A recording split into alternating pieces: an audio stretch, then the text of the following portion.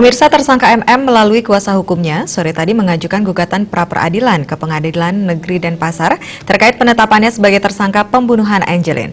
Kuasa hukum tersangka melihat ada beberapa hal yang perlu diperjelas di pengadilan. Kuasa hukum MM Hotma Sitompul mengatakan pra-peradilan adalah hak tersangka. Dengan mengajukan pra-peradilan, penetapan MM sebagai tersangka pembunuhan Angelin menjadi upaya pihaknya untuk menegakkan hukum sesuai hukum yang berlaku. Benar atau salah akan diketahui dalam pembuktian di pengadilan karena beberapa hal perlu diperjelas dalam pengadilan. Kita mau menegakkan hukum supaya semua sesuai dengan hukum yang berlaku.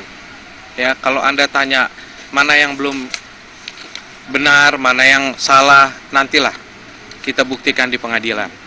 Dua hal yang dipra-peradilkan yakni surat perintah penyidikan nomor Sprint 475 Resta tanggal 10 Juni 2015 dan acara pemeriksaan tersangka atau pemohon tanggal 29 Juni 2015 dengan Kapolda Bali, Kapolresta Denpasar, Kasat Reskrim Polresta Denpasar dan Kepala Unit PPA Polresta Denpasar sebagai pihak termohon.